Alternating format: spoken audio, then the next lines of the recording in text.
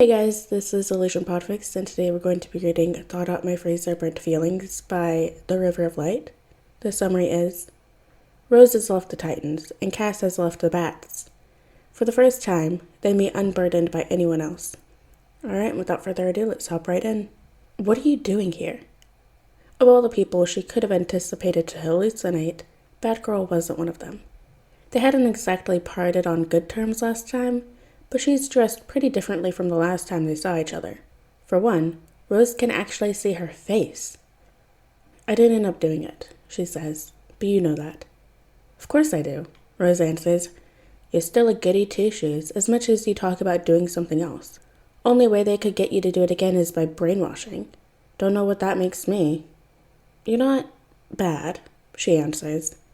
She reaches for Rose's wrist.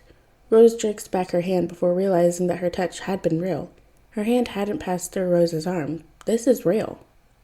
What does that mean, then? That it's not just a withdrawal-charged hallucination? I don't need some bitch moralizing in my ear, Rose growls. I'm not Batgirl, she says. Someone needs to do it more than I do. I've been looking for what to do next. Couldn't you have just jostled your way into being Batman? Heard that the big guy's dead. She didn't have a response to that. She looked away from Rose. You remember the last time we chatted, don't you? Rose puts her hand on her hip. Didn't go so well for us. I wasn't trying to find you, she says. Not at first. I just wanted to leave. You're on the wrong coast. She shrugs. Seriously, what the hell is going on? I had a layover in San Francisco, she explains. It's hardly an explanation at all, but Rose can put together some of the pieces. How did you find me? Does it matter? I was hoping to be alone. It takes a moment. I'm sorry. I can leave. Did the Titans seriously convince you to come here for me? She demands. No. Rose knows that she's telling the truth somehow. You sure you want to be here? She hesitates. I want you to know when I'm not trying to do something that would hurt you. Rose is trying to get out of what she's doing without any casualties. Not Batgirl could probably help her with that. Ugh. Is what Wonder Girl said really getting under her skin? Titans don't kill. It's not even true. Just because Wonder Girl and Robin both have sticks up their asses doesn't mean every Titan does, or did. Sure, none of them are mass murderers or anything, but it's not like she is either. She didn't want people to die. And it'll be easier with someone else at her side. Even if she can be just as much as a moralizing bitch as the Titans. But the last time they worked together, they had gotten along. Up to a certain point. Not the worst companion she could ask for. Not the best either, but it could be worse. Sure, whatever, Rose says. Just don't get in my way. I'll do my best. What's your name? Call me Cass, she answers. She briefs Cass on the mission along the way. There's some human traffickers she's been following. Trafficking kids at that. Cass's eyes narrow at that. It really is different, being able to see her expression under that mask. It's not like the mask made it impossible to tell what Cass was thinking, but it sure as hell didn't help. And Cass had always had that uncanny ability to see right through people. Rose's precognition would put them at dead end on the combat end, but being able to see what someone's about to do doesn't come with context. And besides, it's not like her powers are working right now anyways. No advantages here. At least Cass doesn't seem particularly inclined to start a fight this time. Meaning if there is a fight, it'll probably be Rose's own screw-ups. That's when the bike gets nearly run off the road. Ugh, someone's onto us, Rose says. You think that's it? It has to be, Rose growls. Someone from the group I've been tracking, trying to throw me off the scent. Okay, Cass says. Could we pick up another bike? Not sure, Rose answers. Could be a couple days, and by then they'll already have took the kids and left. What the hell could she be planning that involves ditching the bike? Rose tries to push the bike faster, as fast as it can go while still being capable of making the turns. It won't be easy, but the bike can off-road more easily than what's chasing her. She just has to cross this bridge. Right now, if they go over, they're in deep water. And while Rose isn't a half-bad swimmer, and she'd place decent odds on Cass surviving the swim, Rose's abilities let her avoid things like hypothermia in ways that she was pretty sure Cass can't. She's not dealing with that shit. Almost there. She veers off the road as soon as they're off the bridge, skidding over the guardrail. She can feel Cass's grip around her waist get tighter. It probably bruised someone else. Rose skids around a corner. She can't hear any vehicle behind her or anything. They're safe for now. Rose brings them to a lower speed. She looks back at Cass briefly, but Cass's expression is stony and unreadable. Rose drives in the vague direction of the road. She's not as familiar with this area, so it'll be easier to just stick to the roads, less likely to get lost there. Rose looks down at the gas. Not much left. But they're almost there, almost arrived at their destination. No point in stopping now. And it's a trucker town. No doubt she'll be able to pick up some gas there. The speed limit shift tells her that they're actually approaching civilization. She doesn't particularly care about the speed limit, but she slows down anyways. She doesn't want to miss any sort of turn-off. There isn't an up ahead. They'll be able to warm up there. She slows the bike down to a stop. She feels a sudden lack of warmth. Oh. Cass is leaning back now, already swinging off the bike. It's not like Rose really forgot her, but she got used to Cass being behind her. Did you fall asleep? Rose asks. She doubts Cass would have really engaged in conversation with her while they were on the road, but... Kind of, Cass answers, stretching. A little, maybe. Is this the place? Rose nods. Yep. We should head on in first. A place like this is probably the heart of the town. They're bound to have food and info. If the trackers are supposed to be here, does that mean the town is friendly to them? Cass asks. Rose shakes her head. Not necessarily. I thought you were supposed to be a detective. I'm trying. Cass grips a fist. Sore spot, huh? I know why they don't trust me, she admits. I barely trusted me. She doesn't elaborate. Rose tries not to think about their own uneasy trust. Cass isn't the traitor type, at least never on purpose. She's just as capable of lying as any bat, but it's not quite as constant, so nothing's really changed.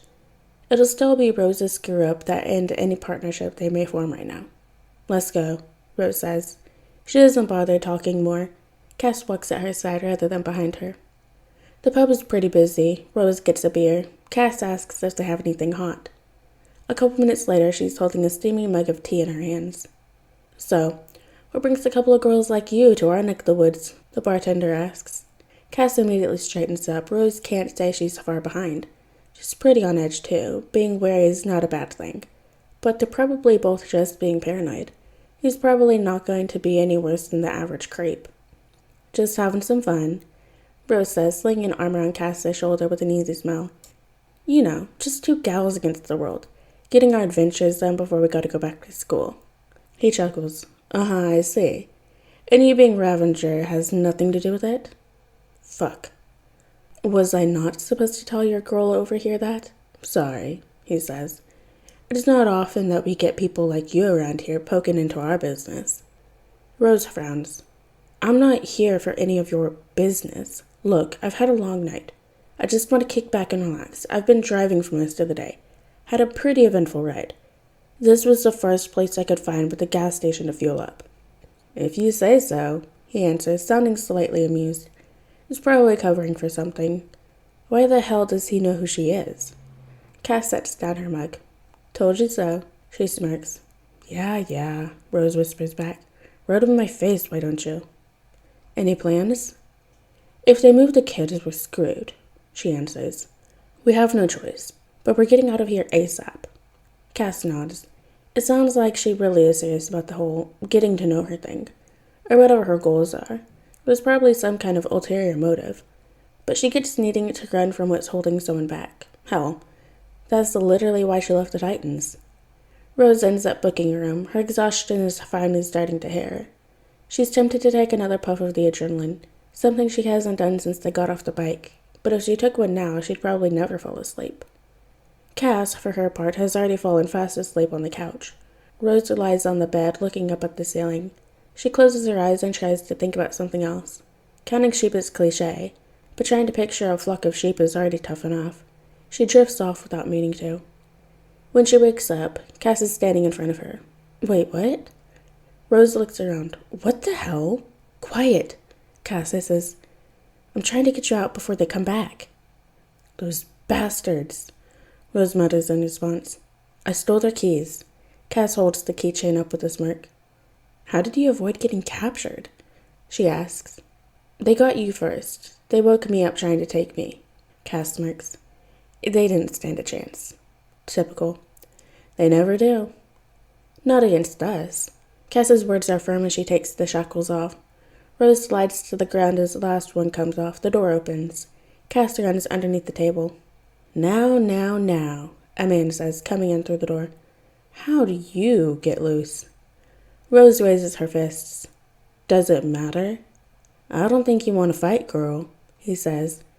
You're not the only one here, and no one here is on your side. Cass springs out from her hiding spot. You sure? Hey, the guy barks. You never told me the other girl was here, too. Cass sweeps her legs from under him. The two of them turn to face the others. There are only 2 men here. They're not outnumbered. Go find them, Cass says. I can handle this. Rose nods. They've got kids to save. It's disappointingly easy to find the truck where they're loading the kids. Rose pulls on her mask. It's time. She starts cutting off the rope of the kids with one of her swords. Who are you? One of them asks. People call me Ravenger, she answers. Thank you. Can we go home now? I don't know, Rose answers. I'll try my best. Now, what's all the fuss back here? Rose draws herself upwards and grabs her other sword, flipping them once in her hand. It feels good to get into a fight again. She hasn't had a real rush like this in ages. Unfortunately, whoever they send to drive the truck instead isn't very competent. She uses some of the loose rope from where she cut the kids free to tie him up. They're cheering behind her. Something whispers inside her she could kill him. It'd be easy. And Cass, well, she's not here. What she doesn't know can't hurt her, right? But the kids matter more. They need to be safe before she figures out what the hell to do with their kidnapper. She digs through the driver's pockets and pulls out a satellite phone. She dials emergency services, but leaves to talking to the kids as she takes out the kidnapper. Fuck you, he spits. I'm not interested. She responds in as harsh of a voice as she can manage. He struggles to break free, but the knots she tied are solid. Stay here, she yells to the kids. I'll take care of them. She didn't go into this wanting to kill anyone. She'd been holding herself back from it, and she's not going to deny that she let Cass come along because of that. She knows Cass didn't end up killing her father because that's the kind of act that would have ripples everywhere. She doesn't know what Cass's exact moment of weakness was, but Rose hadn't been sure of what to think of Cass's ruthlessness since she got her throat cut. Rose sighs. She picks up a couple carefully thought out rocks and ties them with the ends of the rope left over. The lake's not far from town. It's on a different part of the outskirts, and here, it hardly takes any time at all to reach a dock. Cass hasn't found her yet. Did it really take that long, or is she with the kids right now? She slits his throat first. It's a mercy. She sees the cloud of blood as he sinks to the bottom of the lake. She reaches for her inhaler and takes a puff of the adrenaline. It doesn't matter. She can be whatever she wants. Why these kids? Cass asks while Rose is filling up on gas. What do you mean, why? Rose asks. She doesn't look up. What made you pick this case? There are others. Was it that it was just closer to drive north? Rose feels a bitter taste rising in her mouth. I don't want to talk about it. They knew who you are, Cass insists. The gas pump clicks. It's done. Where are you going next? I don't know, Rose answers. Back to the Titans. Maybe. Don't you have other places to be? I don't know, Cass answers, mirroring Rose's response. Rose finally looks at her. That was on purpose. Bastard. Rose takes out the gas pump and puts it back in the machine. Well, I'm not going back straight away. If you have a destination. Cass shrugs. Not anymore. I could go anywhere. It still doesn't really feel right to be Batgirl, so I gave it to someone else. I think they wanted me gone, and I didn't want to be part of their petty fights. I already know I'm better. I don't have anything to prove to them. At least you have a home, Rose mutters. Don't you? Cass responds. Not really. Rose stuck with the Titans most of the time, sure, but she had never really liked their mushy bullshit about togetherness. She hasn't had a home since... I remember what it was like before I had one, Cass says. Rose gets on the bike. Well, if you're here, I think you're in the same position as back then, just so you know more people. Cass frowns and gets on behind her. Rose rides for the nearest airport. She hasn't forgotten what Cass said earlier.